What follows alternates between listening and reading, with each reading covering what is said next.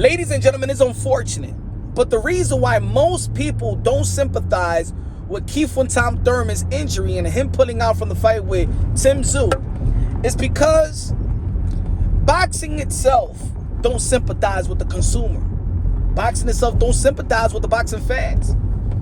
The sport of boxing has literally given the middle finger to the fans time and time again. And when we're talking about the sport of boxing, we're talking about promoters, we're talking about business handlers, power players, networks, fighters, has given the middle finger to the boxing fans. So at this point in which, the hardcore boxing fans understand fighters and how they sacrifice their life when they head in that ring. Once fighters used to be probably the most respected athletes of all sports because of the risk in their profession. But it got into a point where, boxing just doesn't respect the fans. Boxing doesn't respect the fans. Boxing doesn't respect the fans as consumers. And that's what it is. So now the fans are saying F you. The fans ain't sympathizing with you. The fans don't want to hear it. Oh, you got an injury. Oh, you're not going to fight. All right, man, so get the hell out of here then. Next. Oh, you calling out for this fight, but y'all making the fight happen. Man, F this fight. F this fighter, man. Forget about his resume. Forget about what he just accomplished, man. Forget about y'all, man. I don't give a damn. The fans is only going to give respect, for the most part, for the people that's voiding the frustrations of the boxing fans. And this is the reason why the boxing fans like Tim Tszyu. Because when the boxing fan says, you know what, man, one of the primary issues in the sport of boxing is inactivity. Here comes Tim Tszyu and give us the activity. That's why a lot of people is respecting Joseph Parker. Because Joseph Parker is active. Is voiding the frustrations of the boxing fans. When you see pay-per-views after pay-per-views after pay-per-views, and many fans feel like, this ain't worth it. Damn, I used to get this for free. When you see guys you see a PBC banner, umbrella, or brand say, we're here for free TV. And then people buy into the PBC model, and then they switch the model and put everything on pay-per-view. It's saying F you to the fans. What about the Zone? The Zone, Eddie Hearn, he promoted free TV. And guess what? Now, you subscribe to the Zone, and now you got to pay pay-per-view. Damn, I watched Canelo Alvarez versus Daniel Jacobs for $10 a month, and now I got to pay for a damn pay-per-view for him to fight. Who? John Ryder? Who the hell is John Ryder? Damn. And now, it went from $10 a month to $30 a month. Man, I don't remember the last time. I don't think the fans remember the last time where the Zone, where we asked for a fight or we saw a fight that we want to see in the Zone. I'm not saying that all the fights is trash. No, I'm not saying that. But what I'm saying is, to hike prices and not give us exactly what we asked for, you're saying F you. It doesn't make business sense. It needs to make sense. You hear that from boxing personnels, Leonard Ellaby. It needs to make sense. It needs to make sense. No. You have to make sense for me. Ahora mismito, mamagüevazo, que yo es que estoy pagando también. That's the feelings of the boxing fans. The frustrations. Feel like that we're not included. You know what I'm saying? That's the frustration of the boxing fans. So when we hear a fighter, Thurman, who's been inactive, even though Thurman, he's one of the products that we see his accomplishment for free. We saw Thurman versus Sean Porter for free. Showtime. We saw Thurman, the CBS primetime versus Daniel Garcia, unification welterweight matchup between two undefeated fighters. Damn, wow, okay, for free. And then we got to pay for Thurman and Mario Barrios. The fans. Now look. Two different type of consumers. Some people be like, yo, but Punch Drunk Boxing, you wasn't saying this the other day. You wasn't saying this earlier and stuff like that. You frustrated just like us. No. I always say there's two different type of consumers. There's the boxing fans that will pay for a fight. Then there's also a boxing fan that just want to support their favorite fighter.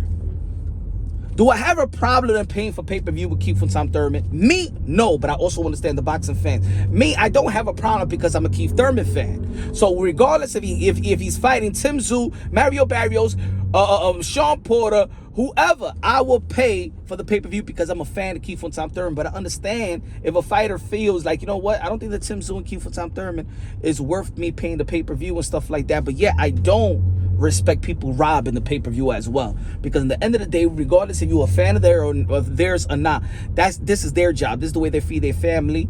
This is the way they take care of themselves. This is their occupation. This is how they make money. Just like when you go to work or whatever, or you're an entrepreneur who owns a business or whatever, man, this is your business. You don't want nobody stealing from you, from your livelihood, for you to feed your family, regardless if people like you or not, regardless if people like your product or not. Nobody has the right to steal from anybody. But everybody has the right to feel what's worth it to them and what's not. So we're living in a time right now where fans ain't sympathizing with fighters like they once was. They're not looking at fighters like the heroes, you know what I'm saying? They're not looking at fighters like back in the days where the heavyweight champion of the world was the superhero of the world. Like the heavyweight champion of the world was the guy that he'll beat every man in a fair fight. Where every country, you know what I'm saying? When you were a heavyweight champion of the world, man, we was a heavyweight champion of the world. You got champions nowadays that people don't even know. People don't even care. People see through the politics now in the sport of boxing more so than ever. People identify the resume and be like, you know what, man, you a manufactured fighter, and then and the fans know it. You manufacture. People are walking up to fighters with no respect now. Even with Keith Thurman, remember when he was out there leading during the Earl Spence and Bud Crawford, people just walking up to him talking shit. People just walking up to fighters like that because they don't respect fighters anymore, because you show that you don't respect the fans. Keith Thurman was one of those guys that was promoting free. Free. I want to fight free.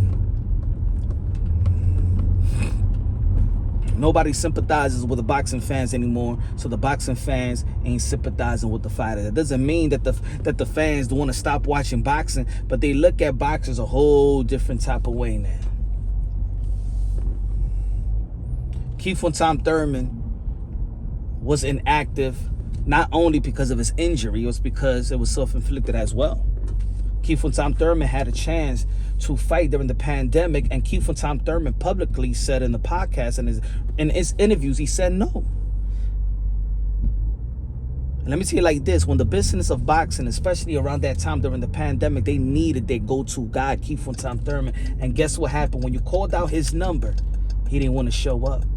That's like Phil Jackson called out Scottie Pippen's number once upon a time.